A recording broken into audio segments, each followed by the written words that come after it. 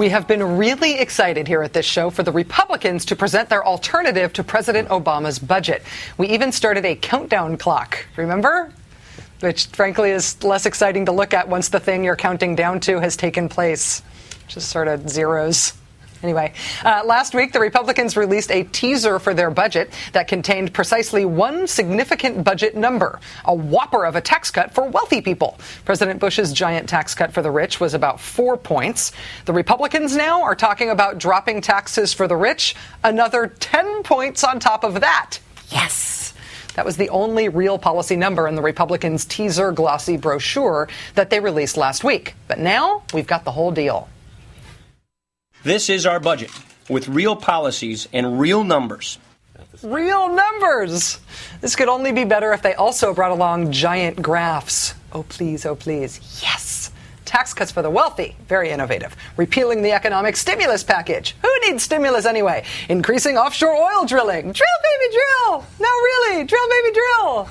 And my personal favorite, freezing government spending, except for the military, for 5 years. In an economy gasping for spending, with unemployment numbers looking like a graph of testosterone levels during puberty, because no one is spending any money in this economy, when all basic 101 level economic theory says the government has to spend some money right now to counteract the disastrous recessive cycle that we are in, the Republicans want a 5-year spending freeze. Well, not all people in the Republican Party agree with that, actually. As you know, I sat down with former Secretary of State Colin Powell today, and we got a chance to talk about the Republicans' budget proposals.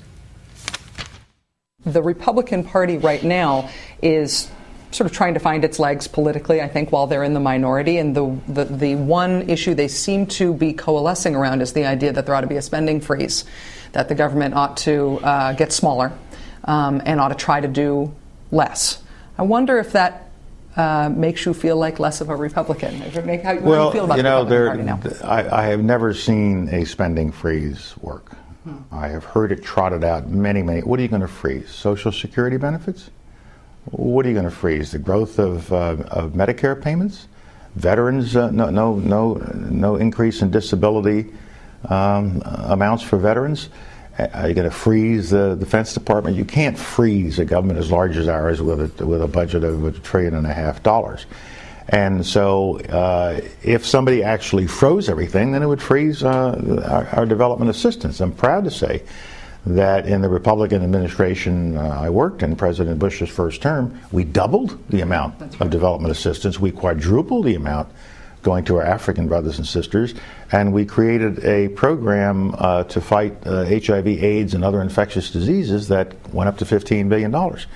And that passed in Congress, both Democrats and Republicans. So I hope my Republican friends don't go too far with this spending freeze idea, because I don't think it works. It's not really practical. Are you still a Republican? I am a Republican, yeah, but I am also an American citizen, and I try to make my political judgments on what I think is best for the country.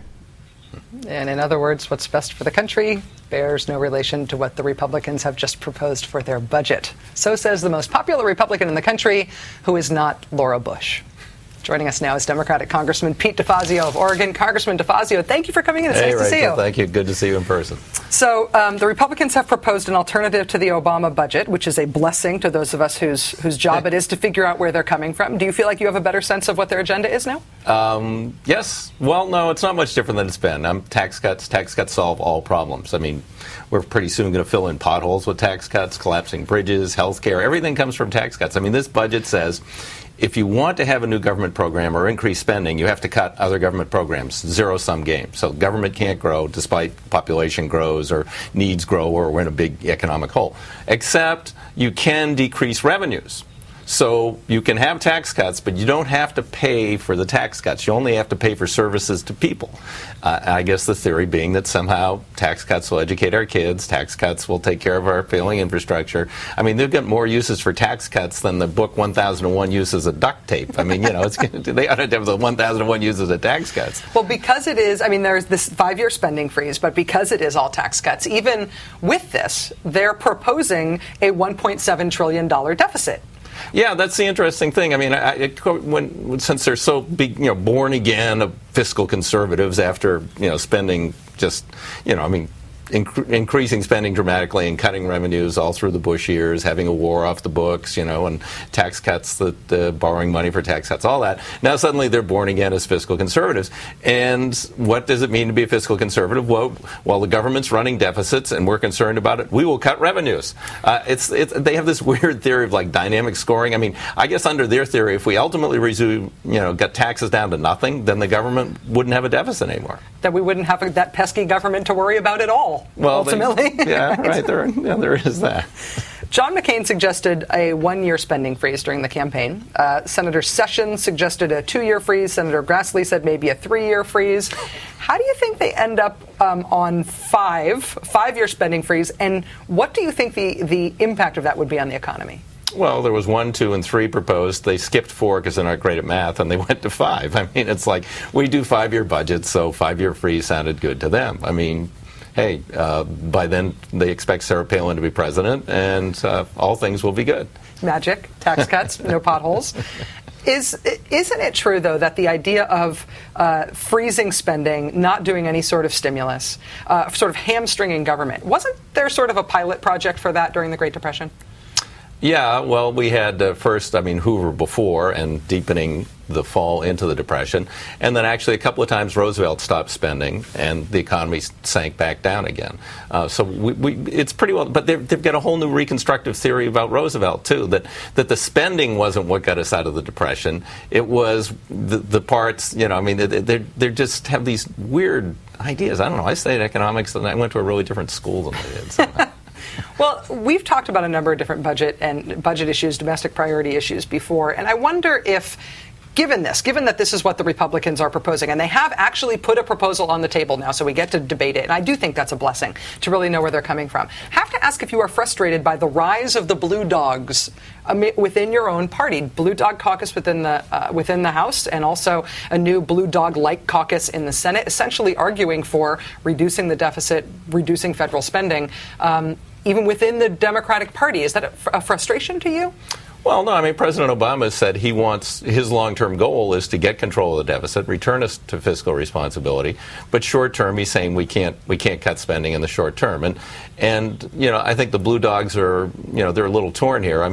A number of them voted for TARP. I didn't. So, they were willing to borrow the $700 billion to bail out Wall Street. So, I'm not going to take grief from them for wanting to pay for health care or improvements in our transportation infrastructure or other essentials, education for the American people. So, I think we'll get through this okay. The budget in the House is pretty good, actually. The numbers are good. We're increasing funding in education, health care, dramatically increasing transportation, actually, over the president's proposal, and being a little bit more honest about, we're not going to pretend that we're not going to fix the AMT the first year, and hopefully by the second year we'll have real tax reform, so then we don't have to mess with that anymore. Think it's going to pass?